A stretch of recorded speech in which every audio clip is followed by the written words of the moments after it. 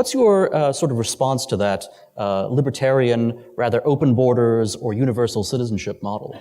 Yeah, I mean, the Wall Street Journal's former editorial position of a constitutional amendment, there shall be open borders, is just utopian nonsense. It's hard to engage with it.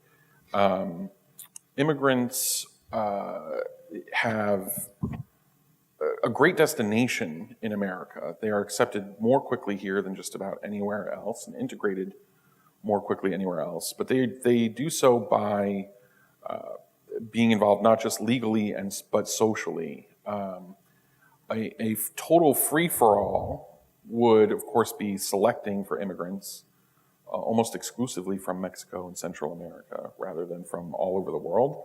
I don't think that we need, I don't think that that is the healthiest policy, is to choose immigrants all from one or two countries or regions.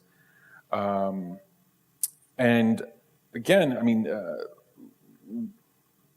the hopes of immigration utopians have typically been dashed. I think Charles Francis Adams, at the beginning of the founding of the Republican Party, he'd said that they had hopes, his kind of political set, who were so excited at the founding of what they saw as a truly national party, one that kind of escaped the prejudices of the Adams men that kind of ran just from Yale to Bowdoin on the East Coast and could speak to the whole nation. He said that they had this view that you could make an American out of an immigrant in just 7 years, that all of his affections and habits would be transferred.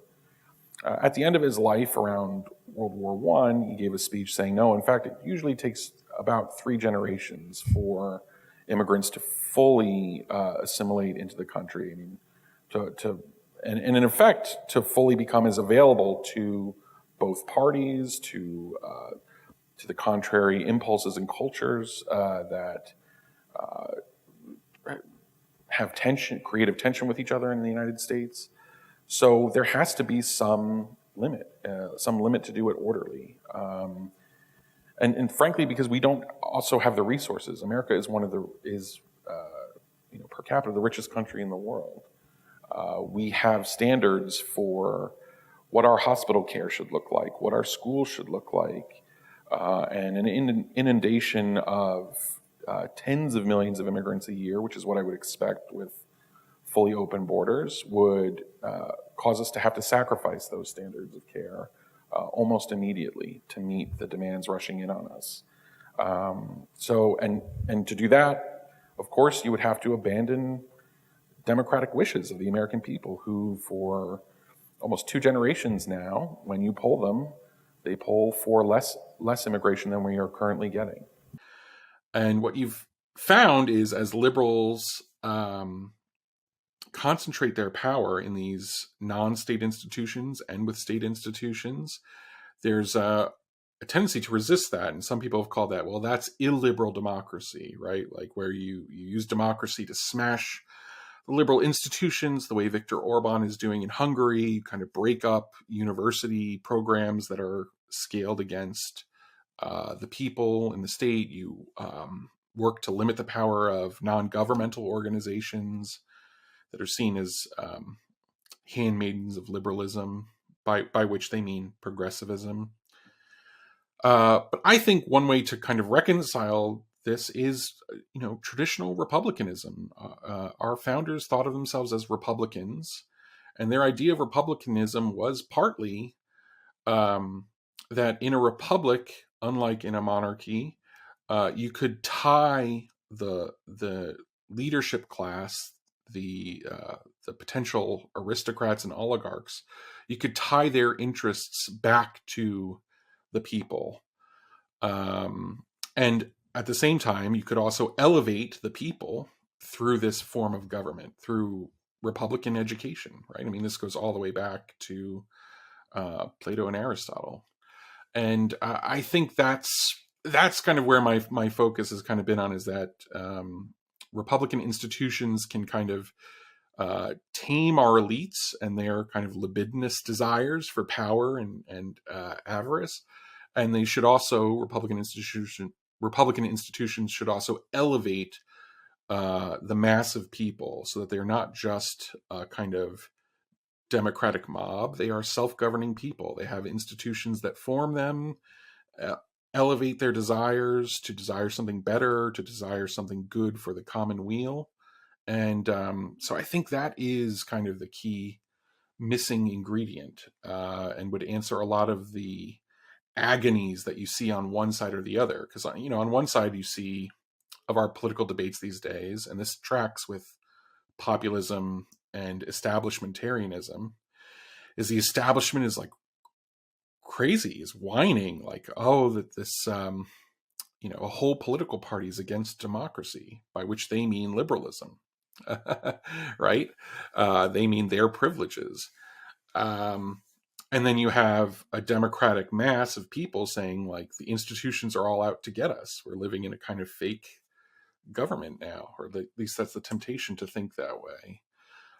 So you need a principle for reconciling and moderating these very real fights. Not only given Frank's own background, but also Michael Brennan Dougherty is someone who's written very sensitively about his Irish-American heritage, and in fact about Ireland itself, and his father, lives in Ireland.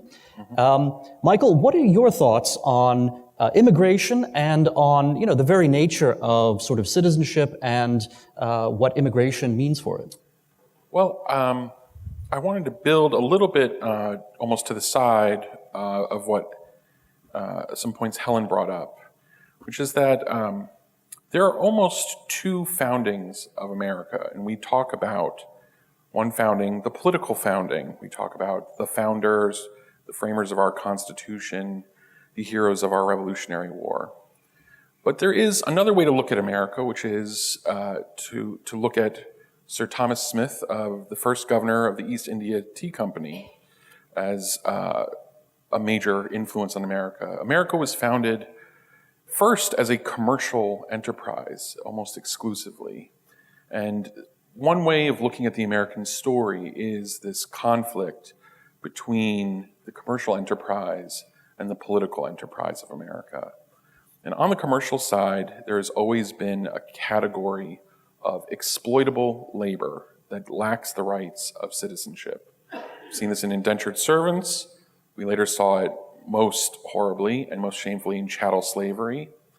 And what we see is it emerging again and again in American history in the company towns, where workers were reduced to little more than serfs who had to rely on company bucks and fake currencies not tied to the larger political system to obtain the necessaries for maintaining a family life, a biological life able to serve the company exclusively. And we see this emerging again in the malign neglect at the border and an exploitable class of undocumented workers. We see them living beyond the reach of the law. One of these embarrassing stories in the last few weeks that we never would have heard about unless it were for the Dobbs decision was the story of a 10-year-old in Ohio who was raped by what we presume to be the boyfriend of her mother, and then she had to go across state lines to obtain an abortion. We never would have heard the story were it not that America's newly emerged abortion laws shone light on it. But what you saw are people that are living undocumented lives and do not have normal access to the law, to the courts, to our system of governance. This neglect has had effects on our social life that mask real economic problems. The lack of rising wages since the 1960s, not long after the Immigration Act passed, has been partly compensated for by exploitable labor that is used to give people in New York on middling salaries the kind of simulation of a servant class, whether they're doing laundry, child minding, or other things. We see this in other countries too. I mean, Poland has now embarked on this with a kind of guest worker program they've been running with Ukrainians for years now, that gives people a sense that they're living aristocratic lives on middle-class salaries. But it is inconsistent with a Republican ethic, a small r Republican ethic. And it should become inconsistent with Republican politics, with a capital R. The Republican Party was partly founded with the help of free soilers who wanted free labor and free men.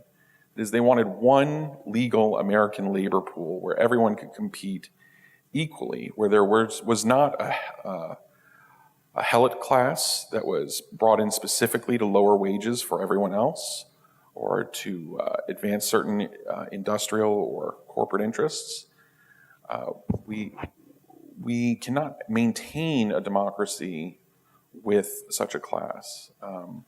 And this story has been repeated in 1,000 ways personally in my own life. I have a family member who in the 1980s became a carpenter and a general contractor. He was chased out of that industry because he had the scruple of wanting to hire legal labor on his teams, which eventually priced him out of the market in New Jersey. He had to find a completely new line of work, and he did adapt and succeed in making custom furniture for even richer customers on an individual basis. But simply following the law in the United States should not be a barrier to success in a commercial venture in the United States. This fundamentally erodes our Republican spirit, and it is almost the eternal battle in the United States. And that's basically all I have to say. We have this tradition in Republican politics, kind of liberating tradition, where we look at people as equal citizens with equal access to the law. Our immigrants deserve just as much now, and we cannot allow, we should not allow Democrats to take a moral posture above us.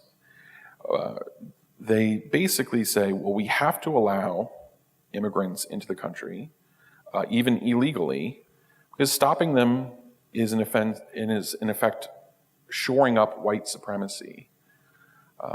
In fact, their vision is deeply inegalitarian, and any society in the world that falls into the trap of using exploitable labor classes becomes a far more unequal and far less democratic society. I mean, if you look at how Qatar prepared for the World Cup games with tranches of different exploitable labor from the Philippines, from sub-Saharan Africa, and so on, all gradated into finely racial hierarchies.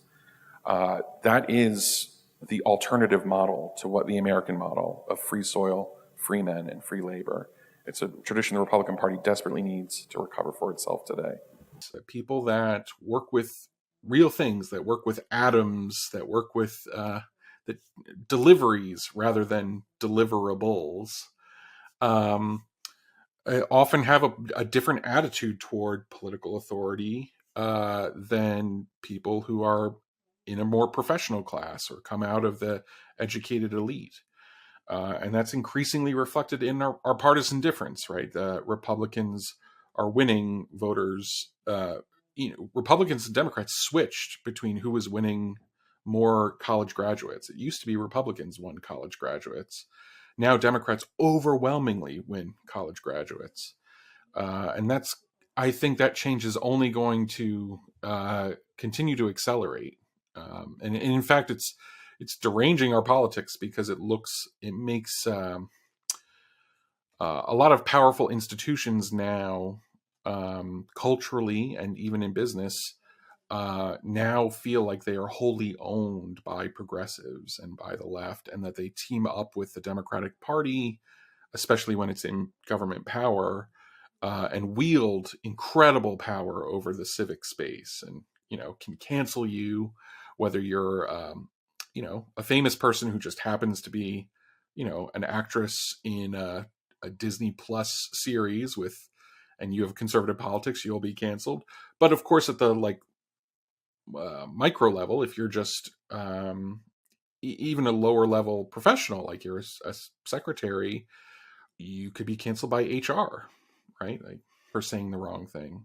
So I think that derangement is really huge in our politics. There absolutely is a problem with the culture of opposition that is within America, but it's also perhaps a creative one because it allows Americans to make themselves more diverse even without immigration. I mean, Senator Elizabeth Warren somehow became Native American just because of the demands for diversity that existed.